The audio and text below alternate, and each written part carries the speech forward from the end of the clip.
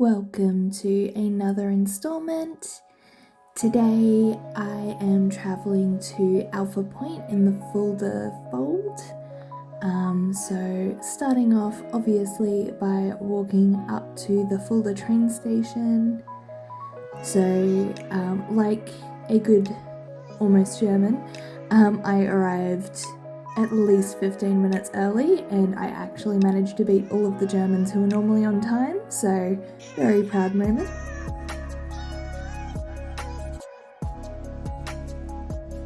And of course, being so early, had a breakfast of champions because I slept like crap the night before. So Alpha Point isn't that far from where I am, so we took a short train ride and then we took a bus. The bus only took about 20 minutes. And here's the view from the bus.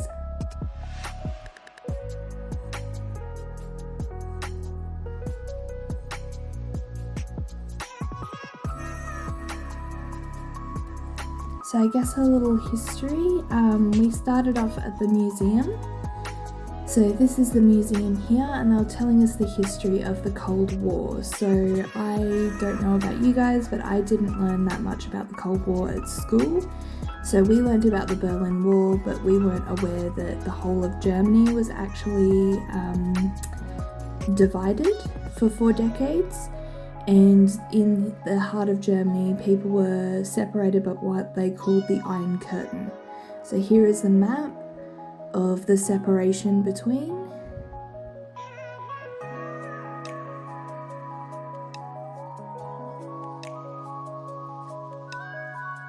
So yeah, here is the separation between the world, basically.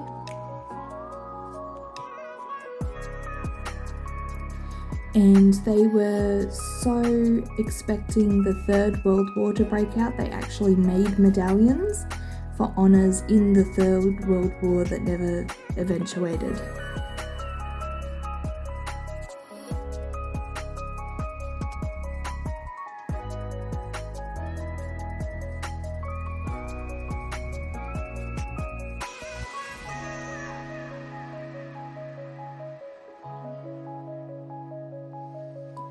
So this is part of the road. It was part of the border patrol. And here we're showing some statistics about how many people fled from East Germany to West Germany. And here she's discussing the landmines. So these are the different types of landmines that were in the area. And when they dug them all up, they counted roughly 1.3 million landmines in this area between the border.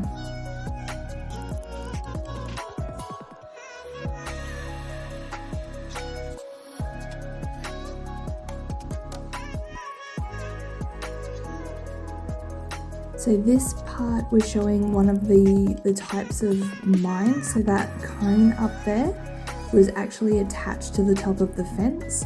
The fence was painted black so you couldn't see it at night, and if you touched the fence it would set off that and it would explode and throw shrapnel, up to 80 pieces of shrapnel at you. So here is a little exhibit of what the border looked like. So there was 2 main fences. One side obviously East Germany, the other side West Germany. So there was landmines between here. The 2 walls, they had dog patrols, so it was very hard for people to try and escape. Obviously, upwards of a couple million people actually did manage to escape, but it was not an easy road.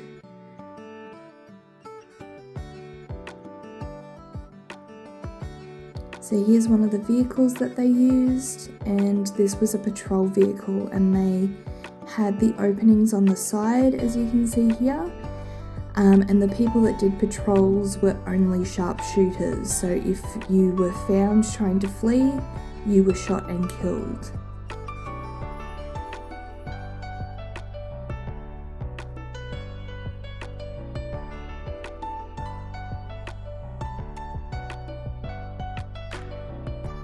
So that's part of the fence, that's what the fence looked like. And here's exhibits of 20 people telling their stories of living through the separation of Germany. Our tour guide as well was in her 70s, and she actually told us first-hand accounts of what it was like living during the separation of Germany. So showing here, she was showing the fence there where the trees are. That was the border of East Germany. And this whole grassy area here, she was telling us, was actually the landmine centre. So we actually walked through the old landmine field. So when the separation first began, these were the fences between the borders. So as you can see there, not much about them, razor wire, but that's about it. But they were a couple of meters apart and absolutely filled with landmines.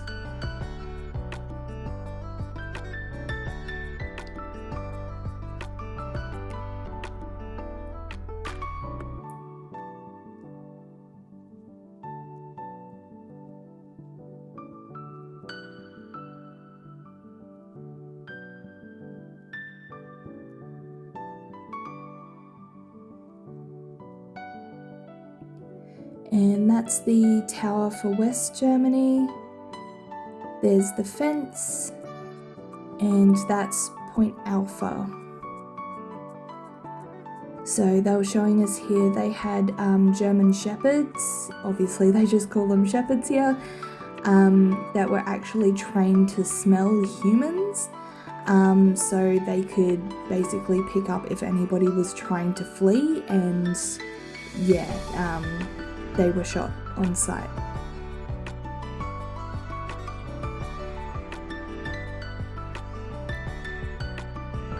Now this is the fence. So it ran the whole way along. As you can see, it's pretty hard to see, and we went up to it and you can't actually even fit your fingers in the holes to be able to climb up, but where there's a will, there's a way, and people were able to scale the wall. And that barrier there, there's like a ditch and concrete blocks. That was to stop people being able to drive up to the fence. So then this side is the American base, so this is Point Alpha. They believed that Point Alpha would be the spot that the Third World War would break out, because it was the closest part or the closest area that they would be able to travel across and get to Frankfurt. So they thought if a battle was to begin, it would begin here.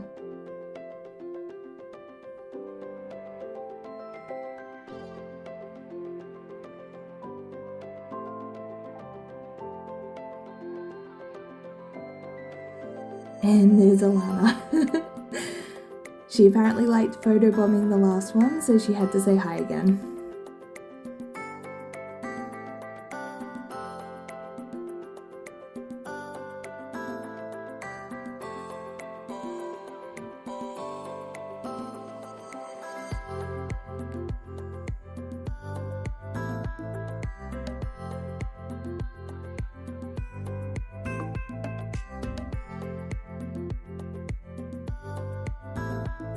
So here is the Unification Monument. So it was put up shortly after the wall came down. So on Tuesday of this week we actually had a public holiday for Unification Day, so that's why there's flowers at the base, because they had a ceremony there.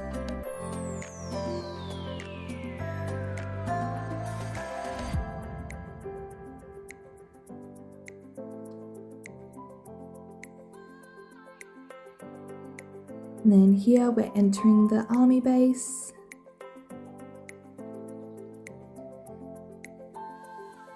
And this is the Point Alpha Tower.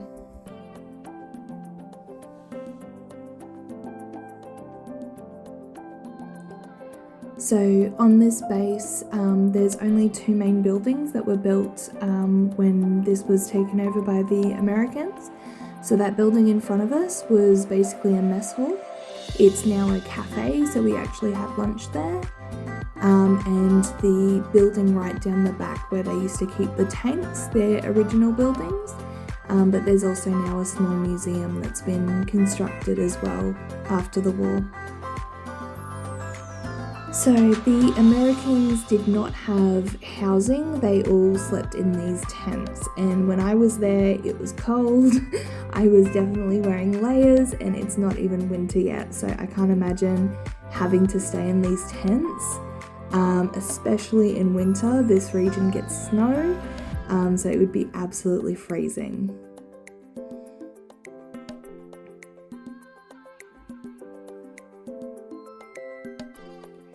So these tents, I'll show you inside, but she was saying up to 10 people used to stay in each tent. And they're not very big, so you don't get a whole lot of room to yourself in there. They did have a fireplace though, so I guess that would help with the warmth.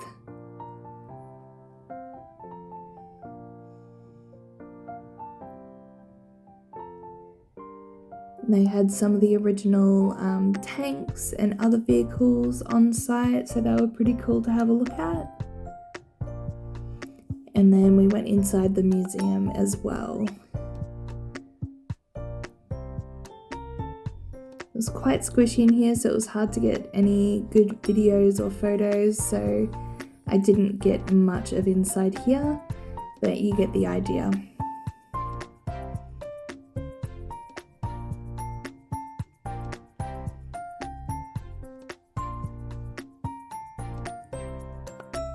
Then we went out to look at the tanks and the other vehicles, and I told them my favourite story, which is in the Second World War, the Australian platoon, I might say, that got drunk and stole that German tank, and it's now in Brisbane Museum.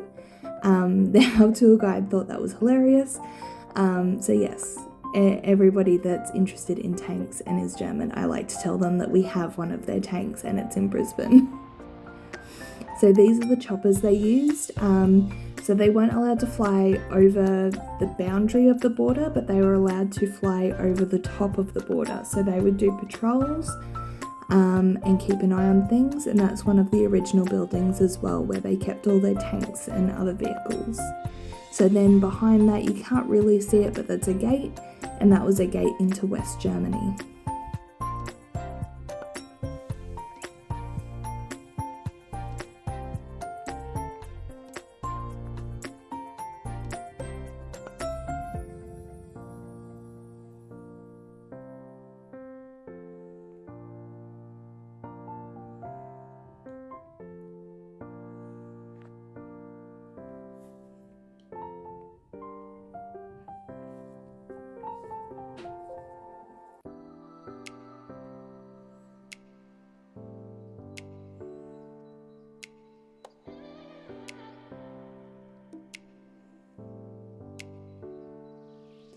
We then went up the top of the tower, so this is the view from the top of the tower, which is beautiful, and she was saying all of those trees that you can see were not there at the time because both sides wanted to see if there was anyone approaching the fence, so the trees are since the war.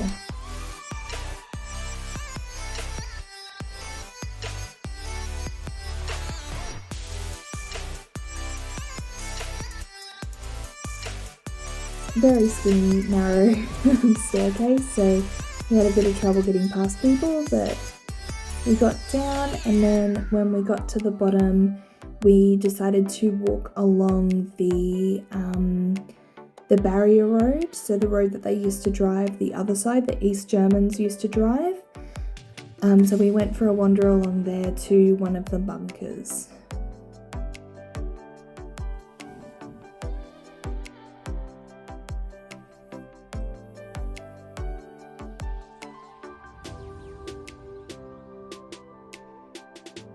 And this sign here, the Americans wrote a Merry Christmas sign and hung it over the top of the tower to try and get some sort of response from the other side, basically just being, you know, childish, and there was no response from East Germany whatsoever.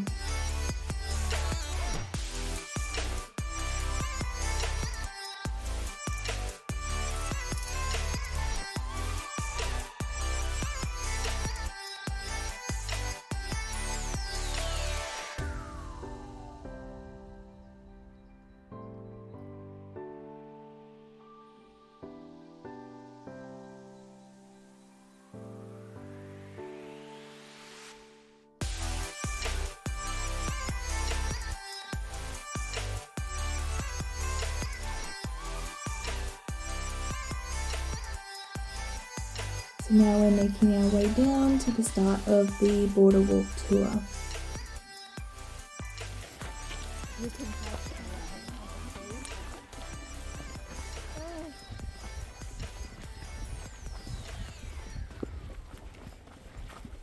The Border Patrol Road is almost complete, over 1,400 kilometers, and there are not less people who go along to give a sign for peace. Pilgrims, here's also the way to Santiago de Compostela. And also, of course, they want to see the nature. In the time of the division, East Germany, they used to spread a lot of chemicals and that there was no cross, and that each footstep could be seen.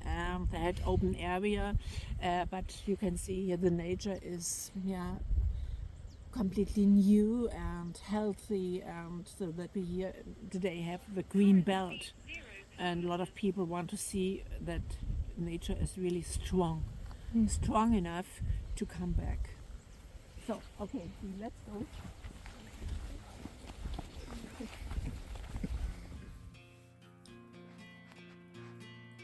So here we are, just making our way up the hill to a bunker. So this bunker was used by East Germany to basically spy on Point Alpha.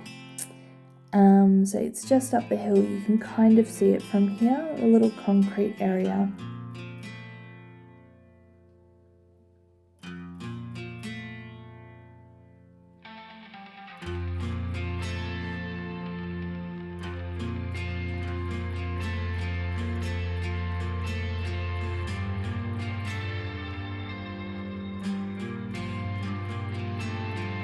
And here is the tiny bunker.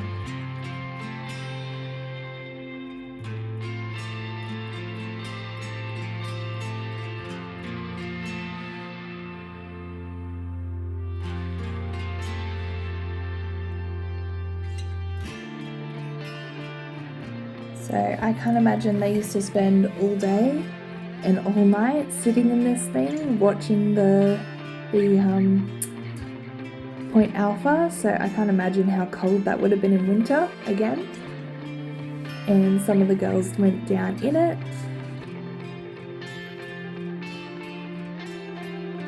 Then Diana there was like, nope, that is not for me.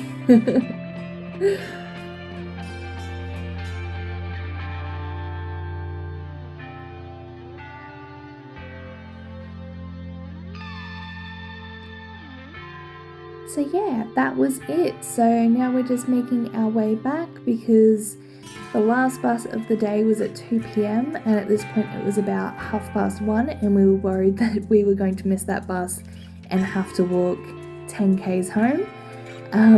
There's a pretty flower, you couldn't really see it. There's these little white flowers, they're weeds and they make wine out of them and jams out of them, but yeah, it's hard to kind of get a close-up of it.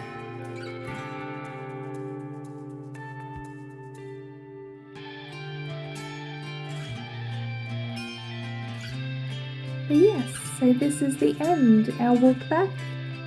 Thank you so much for tuning in again. Next time I will be in Cologne.